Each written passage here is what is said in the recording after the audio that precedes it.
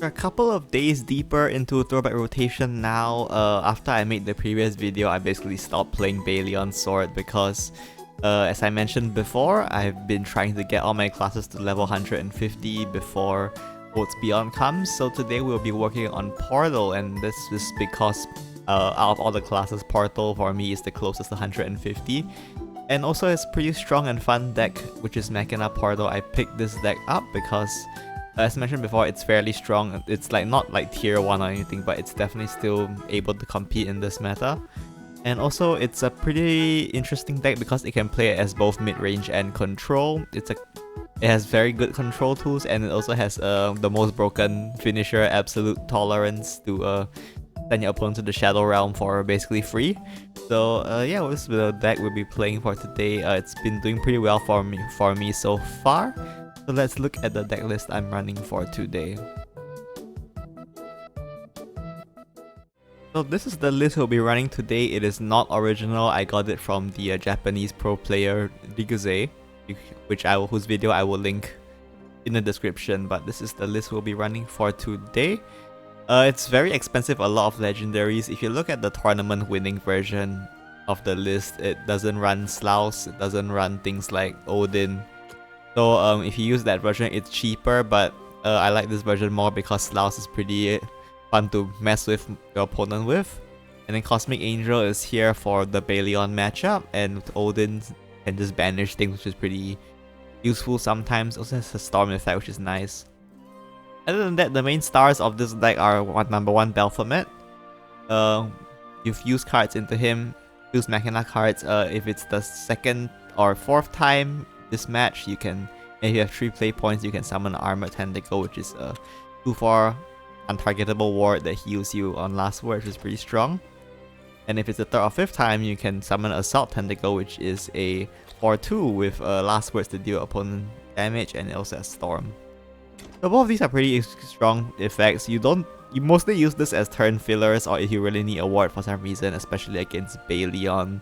And then for his main body, he summons these massive followers, Tisiphone, Electo, and Magera, which I'm not going to go into that effects because together they do a lot of things. But basically you play this card on turn 9, it summons this awfully massive board, and depending on your opponent, they just kind of answer it and just die. I will know, however, that for this deck, this is actually not the main win con. A lot of decks can kill you before you can play Belphomet anyway, so it's not super good to rely on Belphomet. It's more of a backup in case your main win condition doesn't pan out. Of course, it's still a very strong card, so I mean, if you reach turn 9, you can play this card, you should probably just play this card. Yeah, and the main win condition will be Absolute Tolerance. This card is absolutely broken. At the start of your opponent's turn, subtract X from the cost, which is the equal X is the total amount of damage dealt from attacks or effects by allied followers on your previous turn. Note that this only works on followers, so spells and stuff don't work, which is understandable because that will probably be too broken. And then the Absolute Tolerance itself is a 9/9 Storm with Fanfare, destroy enemy follower. So 2 tolerances is OTK for 20 damage with an evil point. That's all you really need to know. Obviously you want to draw as early as possible so you can start discounting it. Yeah, and then the rest of these are Machina cards for supporting Belphomet. We have Ramiel, of course, because who wouldn't run Ramiel? Ramiel is strong. Combustion Demon is just a solid control card to clear opponent's board. Also can get up to 20 damage in 1 turn for your Absolute Tolerance, which is kind of insane. Dinara is just a good high value card. And then we have Maisha as a backup finisher. Very rarely you use Maisha, even rarely than Belphomet, because usually you play Belphomet on turn 9 and then your opponent concedes. So Maisha doesn't come into play that much, but occasionally she will help, so you should remember.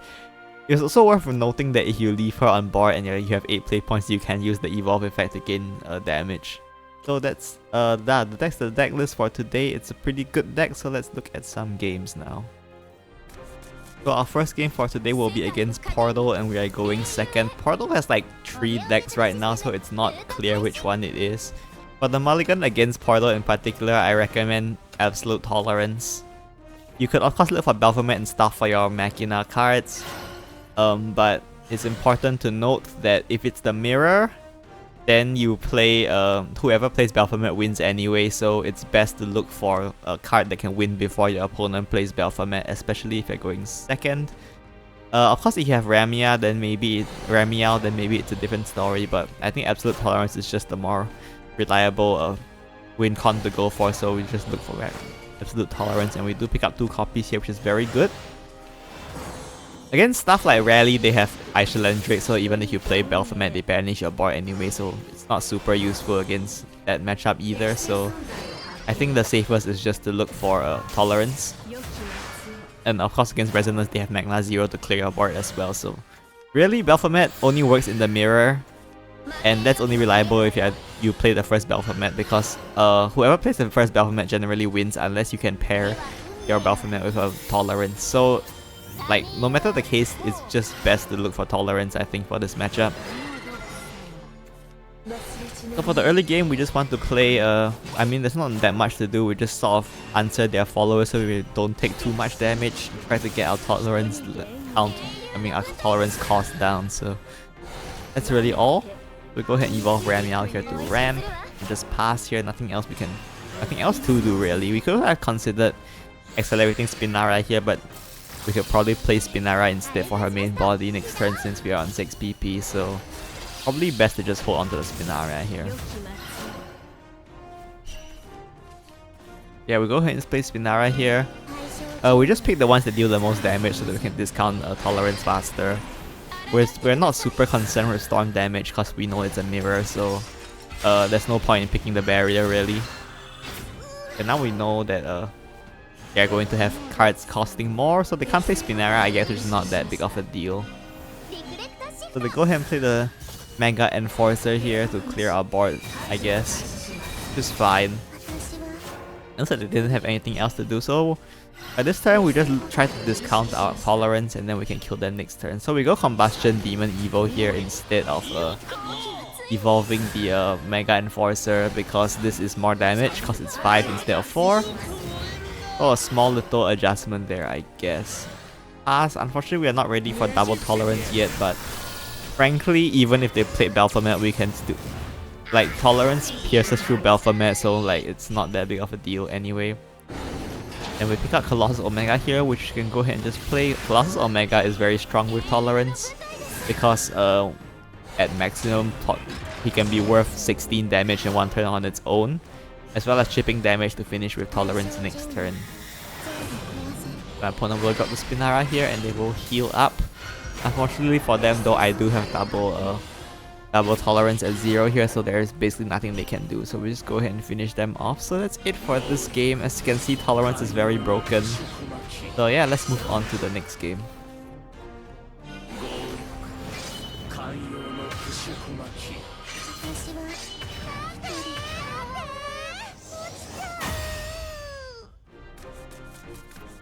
So our next game is against Sword, and we are going second once again. For this matchup, I think both Tolerance and Belphomet are pretty useful, so probably look for both of them. And of course, if you're going second, we pick Ramiel. Usually Tolerance is reliable because if you let the game drag on, they can set up very massive OTKs, which can be difficult to stop. But also you do kind of need Belphomet and his Armored Tentacles to survive until your Tolerance is ready. Because they don't play too many followers, so it's hard to get your damage up with the Tolerance, especially if you don't draw it early. We go ahead and drop Ramiel here because Sword doesn't actually have a way to clear Ramiel. They have to have a follower survive for a turn in order to clear Ramiel, but you can see here we do have Colossus Omega. And then we can go ahead and just get rid of the Arm Butler here and just hit them in the face. Oh, we do pre-fuse here in case we want to summon a Tentacle. Well, since we didn't draw Belphomet, yeah, I guess it didn't really cover, but on the first fusion, Belphomet doesn't do anything, so you generally do want to pre-fuse once at some point so that you can be prepared to summon an Armored Tentacle when you need it. Especially against Sword, we do definitely need the Armored Tentacle, so pre-fusing here makes sense. We got Tolerance here, which is nice. Not really a way to make use of it right now though. Go ahead and play the Mega Enforcer here. I don't think my opponent... if my opponents played cards, they've only played one proven methodology, which they've already played the Arm Butler for, so they might not even be able to clear this Mega Enforcer. So there's that, and also we definitely want to save the Tentacle for next turn when they're gonna be going for their Baleon. You really have to budget your wards against this matchup because having an Armored Tentacle every time they play a Baleon will make your life much easier because it's hard for them to get through Baleon. Looks like they play another proven methodology, so they have another big arm butler here. And then we can go ahead and just summon out the Tentacle, which is what we were prepared for. There's no reason to keep a second Belphomet. This sword doesn't have good ways to clear Belphomet board, so as long as you play it once, you should be able to win from there. And we play the Slouse here, just to make an extra target for Mr. Lina to whiff on. You can see we're trying to avoid having the damage go to Armor Tentacle. Unfortunately, they do use the Arm Butler. Well, actually, it's fortunately because that means they didn't have Dramatic Retreat here. Which is good for us. We do take a bunch of damage though, which is somewhat unfortunate, but it's fine. Now we have our Colossus Omega, which is good. Go ahead and play armor. We can go and play the Invasion here, which will be able to clear that board. And once again, we're setting out another Armored Tentacle to protect our face. And we fuse one. We pre-fuse here because we want as many Armored Tentacles as possible. So we go ahead and pre-fuse now to get the Assault Tentacle proc out of the way, so the next time we fuse we get another Armored Tentacle. So we should be able to survive with that, hopefully. So then we'll drop the Arm Butler here. Like they still didn't have Dramatic Retreat, which is very good.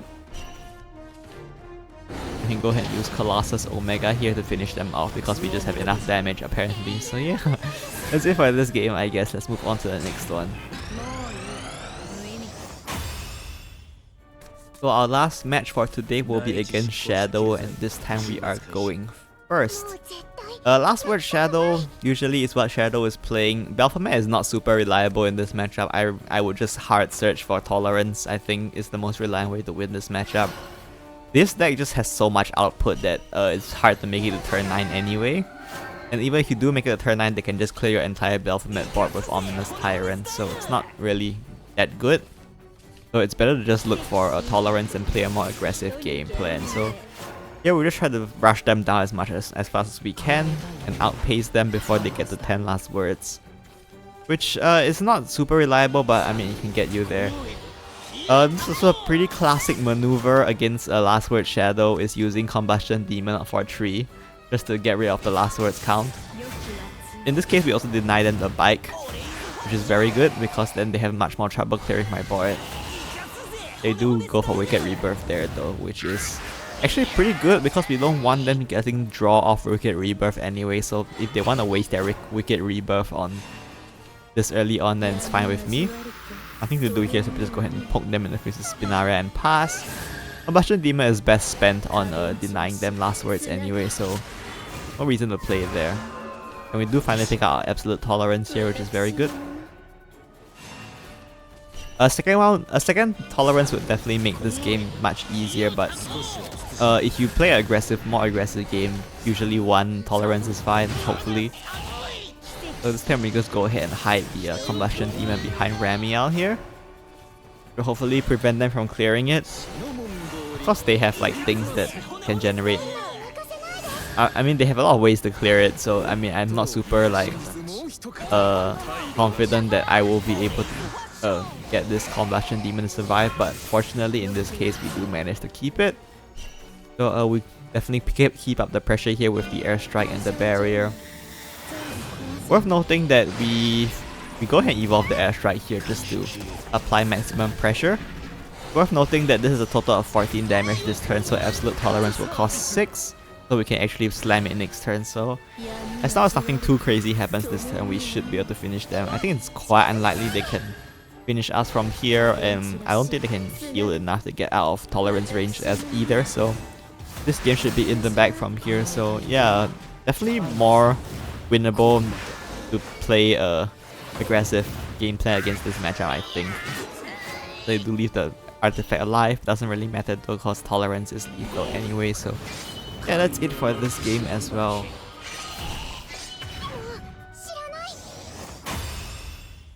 So those are all the games I have for you today. I realized that there wasn't a single game where I actually like played Belphomet, but that's just because you really don't want to rely on Belphomet. Generally, Tolerance is the main win con for this deck. Against slower decks, especially oops, sorry, didn't mean to do that.